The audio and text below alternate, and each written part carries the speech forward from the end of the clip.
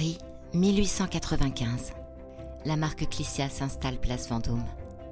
Le premier institut de beauté au monde ouvre ses portes. Par la suite, sa prestigieuse école esthétique. La marque Clicia devient la favorite de cours royales et de célébrités. Ses cosmétiques sont distribués dans 40 pays, jusqu'aux Amériques et la Chine. Clicia produit plus d'1 millier d'articles, parfums et soins du visage. Clicia, un siècle plus tard, vous propose des soins riches de son savoir-faire et ses secrets d'excellence. Des rituels chronobiologiques matin, soir et week-end. Clicia, le temps est mon partenaire.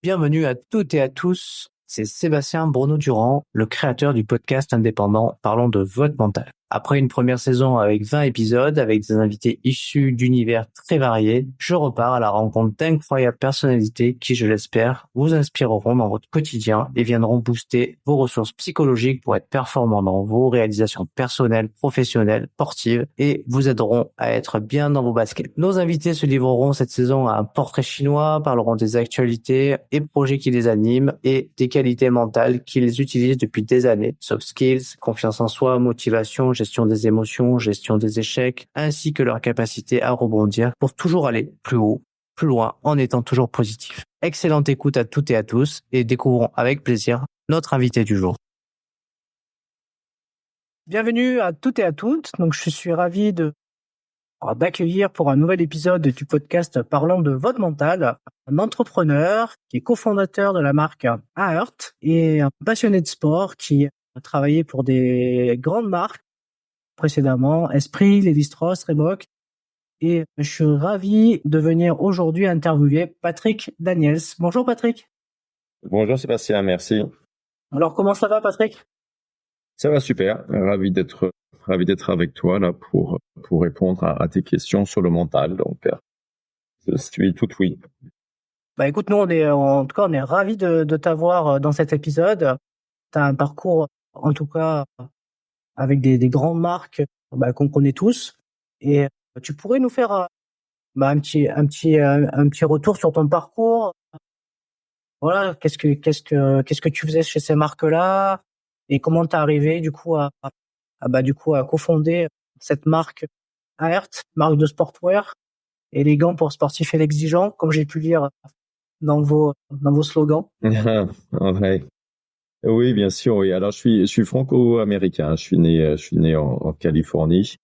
Mon rôle, Sébastien, le plus important, c'est mon rôle de papa de deux jeunes enfants de 11 et 13 ans. J'ai fait tout mon parcours dans le sport et dans le prêt-à-porter, avec notamment 3 entreprises où j'ai passé assez longtemps: Reebok Europe, Lévi-Strauss et Esprit, où j'ai occupé des fonctions soit dans le produit, chez Reebok notamment, où je construisais les collections textiles pour l'Europe, soit dans la vente, puisque j'ai été directeur commercial pendant pas mal d'années chez Lévi-Strauss, et enfin des postes de directeur général chez Esprit, avec notamment une fonction de président pour Esprit France et directeur général pour l'Europe du Sud.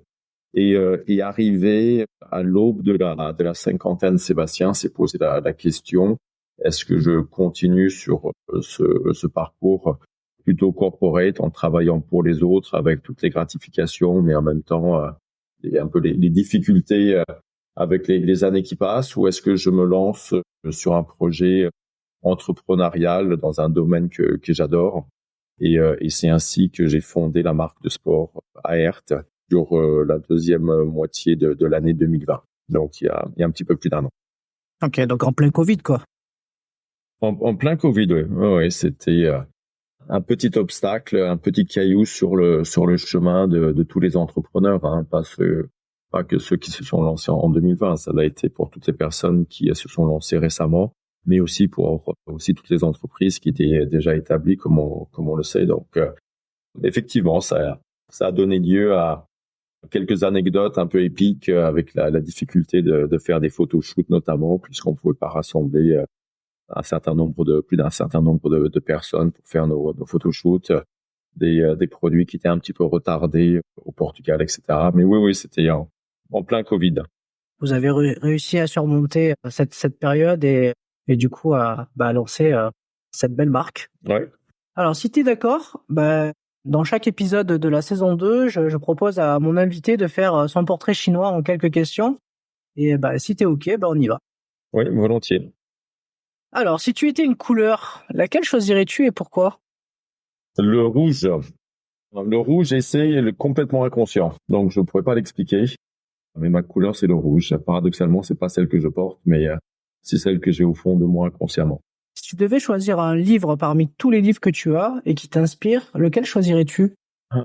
Je dirais, j'aurais du mal parmi tous les Welbeck dont je suis fan. Donc, un des livres de Welbeck que j'ai pu lire ces dernières années, je sais pas forcément lequel. Et un deuxième livre serait peut-être un livre qui s'appelle Culture Map. Si tu devais choisir une fleur, Comme la rose. et pourquoi la rose?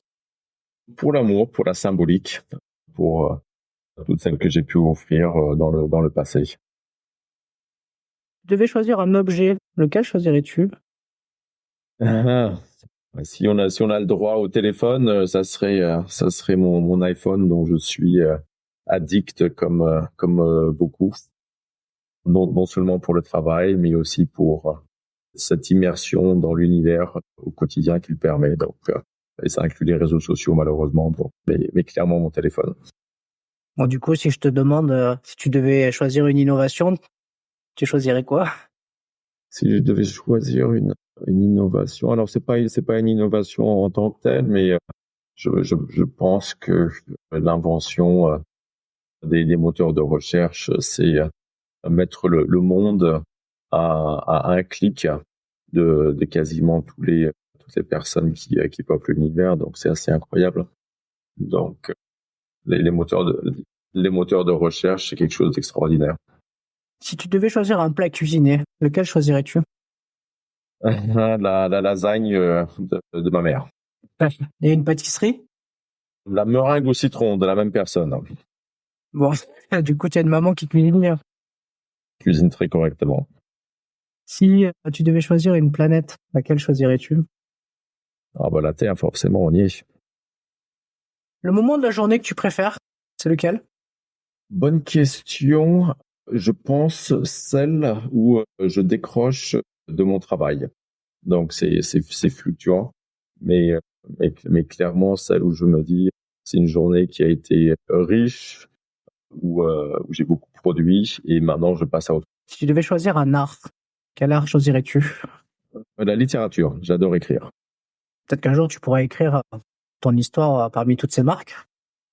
Ah peut-être oui, j'ai déjà écrit un livre.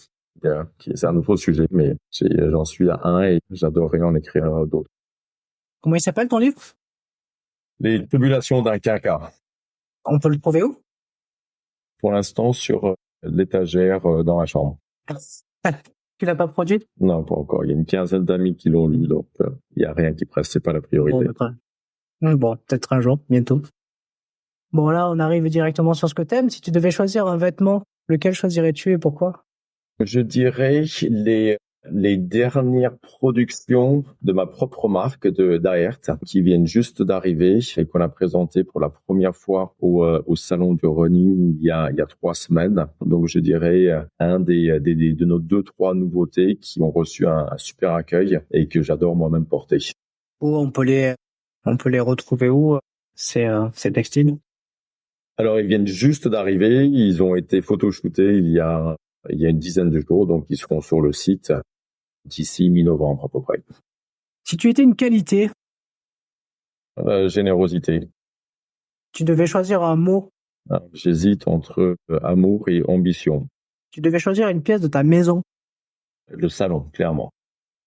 Si tu étais une saison, L'été, tu étais un métier, ce que je fais actuellement. Entrepreneur, créateur de marque de sport. allez, une petite dernière. Tu devais choisir un légume, lequel choisirais-tu? Bon, on va dire, j'aurais préféré un dessert, hein, ou un vin. Alors, un légume, allez, on va dire une carotte. Et, Une carotte.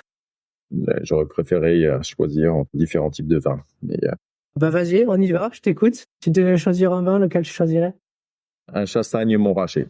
Bon, en tout cas, merci pour ce petit portrait chinois. On va passer sur en tout cas, la thématique qui nous intéresse, c'est-à-dire parler de ton mental d'entrepreneur. Ouais. Il t'inspire quoi, ton parcours? Dans l'ensemble, il m'a apporté beaucoup de plaisir. J'ai été plutôt dans des entreprises à forte culture qui étaient agréables, que ce soit dans le sport ou dans la mode. Donc, je l'échangerai pas forcément contre un autre parcours. Quand on passe des années dans des entreprises qui ont de belles valeurs et avec des collaborateurs avec qui il est agréable de travailler au quotidien, c'est vraiment essentiel. Donc, il a apporté en général beaucoup de plaisir, un petit peu de stress forcément, mais je dirais qu'il a contribué à m'emmener là où je suis aujourd'hui, et là où je suis aujourd'hui, c'est là où je voulais être. Donc, je l'échangerai contre aucun autre parcours aujourd'hui. Et dans ton parcours, de quoi es-tu avec le recul aujourd'hui le plus satisfait? Certainement du retour que j'ai des personnes de mes équipes avec qui j'ai pu collaborer il y a des années et avec qui je suis toujours en contact et qui régulièrement me disent que ça a été des années qui les ont marqués. Donc je crois que je suis fier d'avoir, si possible et à ma petite échelle, positivement impacté des personnes avec qui j'ai travaillé, au point d'ailleurs que certains m'ont suivi dans 2 voire 3 entreprises différentes. Mais si on doit faire le point après 25 ans, c'est certainement ça qui est le plus intéressant, c'est d'avoir touché positivement des collaborateurs et qu'ils s'en souviennent parfois 10-15 ans après. Si je te dis rendre possible l'impossible, est-ce que cette phrase, elle fait écho à ton parcours? Rendre possible l'impossible. Alors, bon, l'impossible, hein, quand on est dirigeant d'entreprise, c'est un mot qu'on fuit en général. D'ailleurs, certaines grandes marques de sport l'ont mis dans leur tagline, que l'impossible n'était rien. Donc, on a tendance à ne pas inclure ce mot-là dans son vocabulaire. Donc, on n'a même pas besoin de le dépasser en le rendant possible. C'est que quand les choses sont compliquées, on a tendance à se challenger et à challenger les équipes pour trouver la voie qui va nous emmener vers la direction souhaitée et vers le cap que l'on vise. Mais on écarte et même on a été formé pour fuir le mot impossible et ne pas l'intégrer au quotidien. Bon, de toute façon, je crois que, comme tu dis, l'impossible n'est que dans la tête de certains, et je crois que si on peut le bannir le plus tôt possible et pouvoir en tout cas se consacrer aux choses qui nous plaisent et à tout ce qu'on peut bâtir, forcément, souvent quand on a une vision et qu'on se donne les moyens, on arrive à la réaliser. Oui, et puis c'est très anglo-saxon aussi, hein, dans les entreprises où j'ai été, où littéralement c'était le genre de mot en réunion qui pouvait pas être utilisé. Si quelqu'un disait c'est impossible, tous les regards se tournaient et la personne était fortement challengée. C'était même culturellement pour des entreprises qui ont notamment des ambitions, la notion d'impossible, elle est rarement tolérée. Si tu devais définir le mot mental, comment le définirais-tu, toi? Alors c'est une force intérieure qui est invisible et qui est un moteur pour nos actions au quotidien ou notre inaction ou notre résilience. Mais c'est certainement la définition qui me vient, c'est une force intérieure invisible, presque impalpable et pourtant qui est toujours là. Et si tu devais définir quelqu'un qui a un bon mental, tu le définirais comment? Je pense que c'est très subjectif. Je pense que c'est très subjectif et je pense que déjà on parle beaucoup du mental évidemment dans le monde de l'entreprise parce que ça sous-tend une certaine détermination, une énergie que certains auraient en moins grande quantité. Mais je pense qu'un bon mental peut vraiment dépendre de qui on est et de ce que sont ses objectifs dans la vie. Je pense qu'on n'a pas forcément besoin de tous être des machines ou des bulldozers avec un mental énorme pour être heureux dans la vie. Donc, en ce qui me concerne, moi, puisque tu me poses la question, avoir un bon mental, c'est justement avoir confiance dans cette force intérieure. Mais c'est pas quelque chose qui, de mon point de vue, est universel. On peut être très bien, très heureux sans forcément avoir une espèce de force au sens corporate, comme on peut l'entendre dans les entreprises. Est-ce que toi, tu te prépares mentalement en tant qu'entrepreneur? Oui, alors de moins en moins. Une des choses qui dans le passé, quand j'étais encore en développement, jeune directeur commercial ou jeune DG, j'avais tendance à énormément me préparer et ça renforçait ma confiance et mon mental. Et avec les années, je fuis presque la surpréparation. Et aujourd'hui, pour moi, avoir un bon mental ou se préparer mentalement, c'est essentiellement prendre du recul, se détendre et avoir les facultés cognitives qui sont au plus précis pour bien écouter, pour bien intégrer et pour bien répondre. Mais c'est la préparation avec le temps, les années, l'expérience et la confiance a vraiment évolué. Ou est-ce que, dans ce que tu me dis, je pense que c'est important de se connecter avec soi-même, du coup? C'est essentiel. Et je trouve que quand on est très investi professionnellement, on est très connecté avec l'extérieur et avec les sujets qu'on adresse dans l'instant. Et à ces moments-là, on n'est pas forcément ultra connecté. Et se connecter avec soi-même, c'est souvent tout fermer, téléphone, ordinateur, et avoir une volonté qui soit très précise de OK, où est-ce que j'en suis aujourd'hui dans ma journée, dans ma semaine, comment est-ce que je me sens. Personnellement, cette connexion, elle se fait tôt le matin, parce que tous les matins, je vais en forêt et c'est l'occasion pour moi d'être entouré que de végétation, des arbres, de ma chienne. Et c'est des moments de connexion assez fortes où les choses s'éclaircissent sans y penser. Et quand je reviens de ces escapades matinales, en général, la journée se déroule beaucoup plus sereinement et de façon beaucoup plus productive. Tu me parlais de confiance tout à l'heure. Tu disais que du coup, dans une première partie, tu te préparais, que ça t'avait amené à prendre confiance. Comment t'as bâti ta confiance au fur et à mesure du temps? Sur le plan professionnel, elle a toujours été assez présente et peut-être que c'est une chance d'ailleurs. J'ai tendance à pas vraiment douter, peut-être parce que j'ai toujours été à ma place à l'instant T, donc dans les entreprises qui m'intéressaient, avec des rôles et des missions qui m'intéressaient. Donc, et c'est peut-être une chance. Elle a toujours été assez présente. Ensuite, forcément, elle se renforce avec les années. Quand on surmonte des challenges, des difficultés, quand on a des succès, on sait qu'on va y arriver. Là, je suis au milieu du gué, par exemple, avec cet énorme projet entrepreneurial de lancer la marque de sport Aert. Et pour avoir fait beaucoup en entreprise, je sais que la route peut être sinueuse, mais il y a cette confiance qui est là en permanence qu'on va y arriver. Donc je sais pas, je pense que ça dépend vraiment des personnes en ce qui me concerne. J'ai tendance à pas douter et avec les années, peut-être même de moins en moins. Tu disais que la route pouvait être sinueuse. Parfois, la route, elle peut être ponctuée de petits échecs ou de gros échecs. Est-ce que tu penses, toi, qu'il faut se donner le droit à l'erreur? Ah, évidemment, oui, oui, oui, au contraire. Puis il faut les rechercher. Et puis il faut jouir de ses erreurs et d'en rire.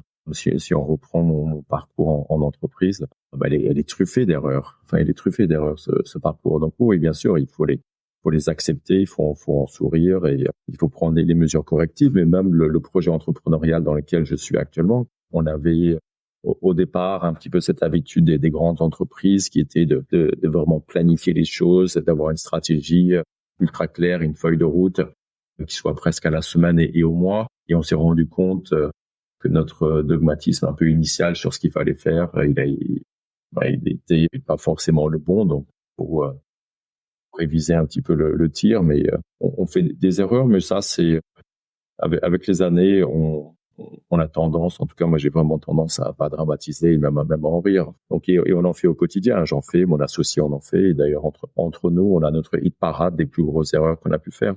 Ah, vous tenez un hit parade? Ouais, il y en a. On a parlé avec mon associé il y a pas longtemps des erreurs qu'on fait, des croyances qu'on avait qui se sont révélées complètement fausses quelques mois plus tard. Si je te parle du regard des autres, est-ce que c'est quelque chose qui te parle? En entreprise, en ce qui me concerne, il a rarement pesé. Peut-être que c'est peut-être lié à la confiance ou de penser qu'on est à sa place dans les rôles que j'ai joués. Donc, professionnellement, ça n'a jamais été un poids pour l'exercice de mes différentes fonctions au quotidien. Selon toi, comment faire pour y croire quand personne n'y croit à un projet? Ça, c'est une bonne question pour un entrepreneur. Parce que on sait que sur tous les lancements d'entreprises ou de projets, il y a quand même une partie qui ne réussit pas.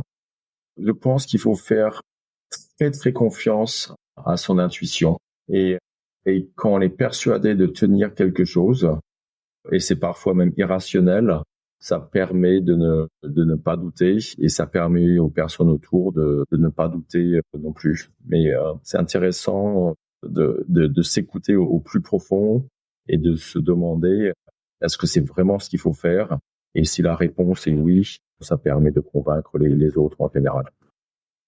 T'es quelqu'un de foncièrement positif. Comment tu fais pour au quotidien être tout le temps dans cette dynamique positive?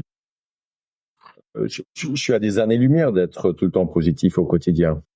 Je pense que je serais naïf si j'étais que positif au quotidien. Je pense que quand on est au cœur d'un projet entrepreneurial qui est quand même relativement lourd et structurant à l'échelle d'une vie, il faut avoir un cap, savoir où on veut aller.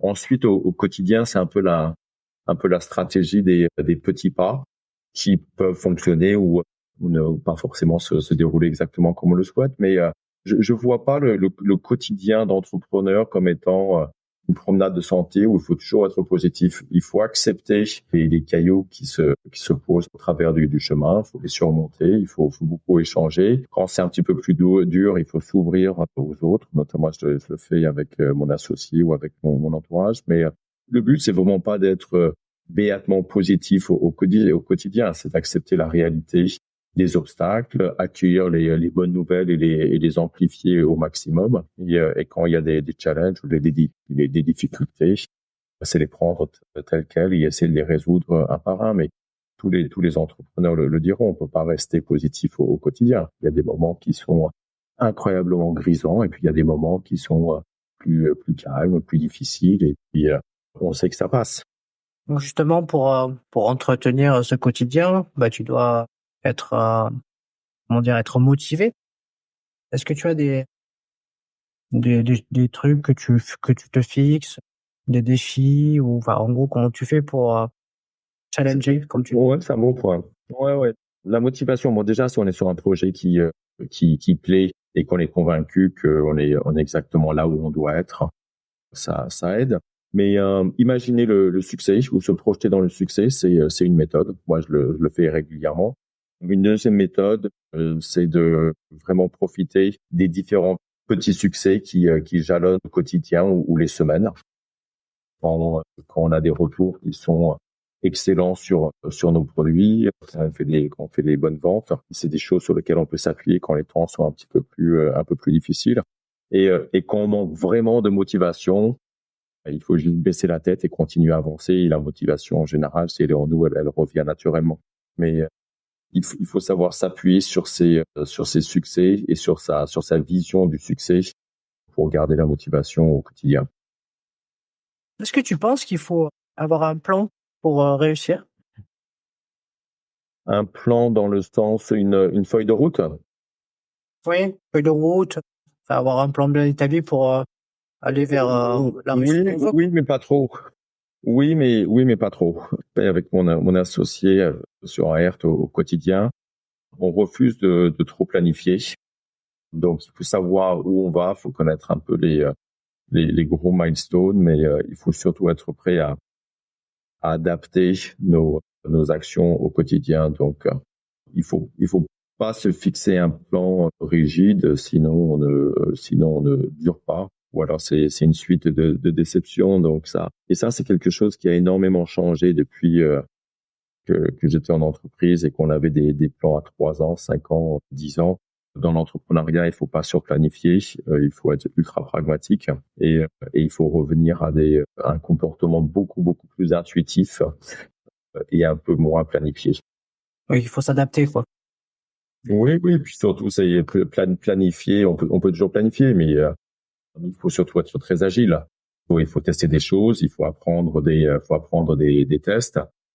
Il faut opérer des virages en permanence. Il faut consulter les bonnes personnes qui vont éclairer peut-être des domaines qui n'étaient pas forcément avant et qui vont influencer le cours des choses. Donc il faut surtout être très agile et pas du tout dans son couloir.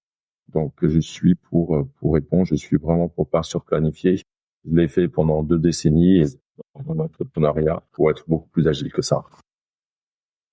Tout à l'heure, au début de l'interview, tu nous disais que tu avais pu connaître des moments de stress et du coup, je me posais la question de comment tu avais fait pour les surmonter.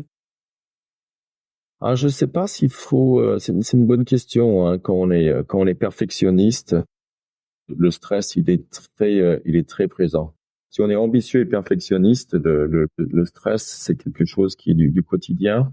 Je sais pas s'il faut le surmonter ou si le vrai progrès vis-à-vis du stress, c'est juste l'accepter et se dire quand on l'est, à ce moment-là, je suis stressé. Qu'est-ce que je fais? Donc parfois le stress peut s'évacuer simplement en travaillant parce qu'on accomplit des choses et ça atténue le stress.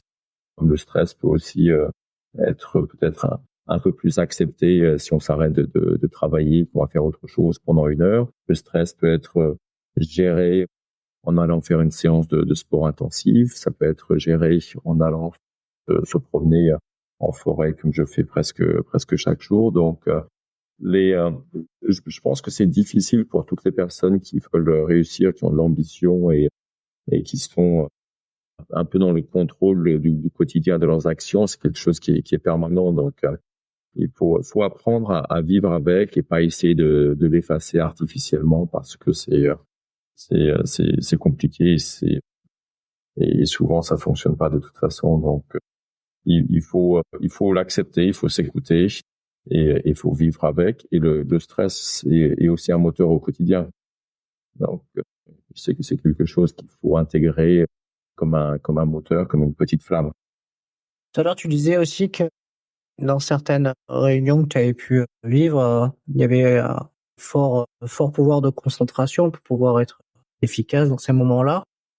Est-ce que quand on est entrepreneur, la concentration, ça fait partie aussi de quelque chose qui est important?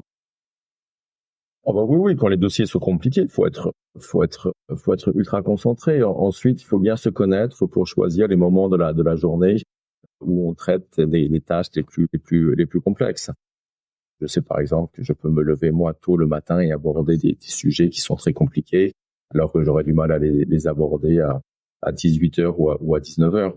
Donc n'importe quel entrepreneur aura des sujets qui, en fonction de ton expertise, lui paraîtront compliqués. Ça peut être parfois quand on lance une marque, il y a beaucoup de copywriting, il y a beaucoup de rédaction à faire, il faut créer d'une certaine façon et à ce moment-là, il faut être ultra concentré sur ce qu'on fait. Donc Il faut choisir les bons moments de la journée. Ensuite, moi, j'ai un petit truc qui m'amuse et qui amuse l'équipe, c'est que quand j'ai vraiment besoin d'être concentré, je mets un sweat à capuche, je mets une capuche bien enveloppante, je m'isole un petit peu du monde et je me plonge sur mon écran. Et à ce moment-là, il faut absolument pas être dérangé. Donc, le signal de la capuche, c'est que je suis pas prêt à parler pendant un petit moment. Ok, ouais, c'est sympa. Comme quelque part, t'es dans ta capuche, dans ta bulle. Oui, complètement. Et la question étant sur la concentration, ça peut aider. Et puis éventuellement de la musique classique, ça peut aussi aider à se concentrer, pour moi en tout cas. On va parler un peu de détermination. Pour avoir une force mentale, souvent on entend qu'il faut rien lâcher. Alors j'ai beaucoup d'invités qui me disent que malgré tout, il faut savoir faire la nuance et que parfois il faut savoir lâcher certaines choses pour être efficace sur d'autres. T'en penses quoi? Je pense que pour les entrepreneurs, la persévérance, c'est certainement une des qualités essentielles. On nous demande pas de faire des choses absolument extraordinaires au quotidien. On nous demande au quotidien de répéter les bonnes choses et d'éviter de faire trop d'erreurs. Donc, si être persévérant, ça veut dire ne rien lâcher. Je sais pas si les deux sont pas synonymes, mais moi, je pense que la réussite, c'est la succession de bonnes choses qui sont pas forcément extraordinaires, mais qui vont dans le bon chemin. Ensuite, ne rien lâcher, c'est dangereux de mon point de vue. Moi, je l'ai expérimenté dans le sport, par exemple, où j'ai frôlé des choses graves parce que je refusais de ne pas lâcher et je refusais de m'arrêter alors qu'il y avait un vrai risque pour la santé, par exemple. Donc, et c'est la même chose au quotidien. Il faut savoir lever le pied, il faut savoir baisser en tension, baisser en pression. Donc, c'est des accélérations et ensuite des ralentissements. Et tout ça avec une forme de détermination quotidienne qui fait que on avance et qu'en fin de chaque journée, on se dit que on est en meilleure position que la veille au même moment. On arrive sur la fin de cette interview, de cet épisode. Si tu devais conseiller des jeunes entrepreneurs pour se lancer, quel conseil tu pourrais leur prodiguer? Choisir un domaine qui passionne. Moi, si j'ai choisi de lancer une marque de sport, c'est parce que je suis passionné de textile sport depuis plus de 20 ans quand c'était mon métier chez Reebok, que j'ai essayé de choisir un domaine où je pense que je serais difficile à challenger pour la décennie à venir. Donc, choisir un domaine qui plaît, pour lequel on a peut-être plus d'intuition et plus de facilité. Et ensuite, être ultra persévérant au quotidien. Je vois des personnes qui s'arrêtent parfois au bout de 12 mois, 18 mois, 24 mois. Parfois, il y a la pression financière, mais c'est mon tempérament et ça fonctionnait quand j'étais dans les grandes entreprises. Il faut continuer jusqu'à ce qu'on réussisse. Ça pourrait presque être la citation du mot de la fin. Il faut continuer jusqu'à ce qu'on réussisse. C'est chouette comme citation. Mais il y en a un, il y a le motto de Jeff Bezos, d'Amazon. Si tu connais Sébastien, c'est gradatim ferociter. Donc c'est étape par étape, férocement. Donc ça veut dire à peu près la même chose et c'est ce qu'on s'applique à faire au quotidien avec mon associé sur Aert. Bon, écoute, merci beaucoup pour cette interview et pour le temps que tu m'as accordé pour cet épisode. Je te souhaite une belle continuation, une belle aventure entrepreneuriale et beaucoup de succès pour ta marque Aert. Et encore merci beaucoup. Merci d'avoir reçu, Sébastien. C'était un vrai plaisir. C'était Patrick Daniels, entrepreneur et cofondateur de la marque Aert, une marque de sportwear élégant pour sportifs exigeants. J'espère que notre invité du jour vous aura inspiré et je vous donne rendez-vous à la semaine prochaine pour un nouvel épisode du podcast Parlons de votre mental.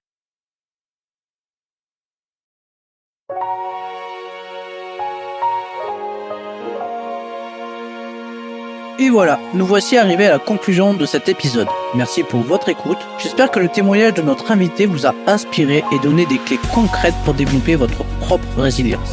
Au cours des prochaines interviews, nous continuerons à vous offrir une boîte à outils complète pour transformer vos épreuves en tremplin vers le succès. Mais le voyage ne s'arrête pas ici. Pour continuer à progresser dans votre mindset, n'hésitez pas à réécouter certains épisodes ou à me contacter directement. Ma porte est ouverte pour répondre à vos questions sur la préparation mentale. Je vous dis aussi à bientôt sur les réseaux sociaux du podcast pour de nouveaux contenus, quiz, défis mentaux et autres surprises, ainsi que la newsletter. Souvenez-vous que la lumière triomphe toujours des ténèbres dès lors que nous choisissons de persévérer. Alors, gardez confiance en vos rêves et à très vite pour de nouvelles aventures ensemble.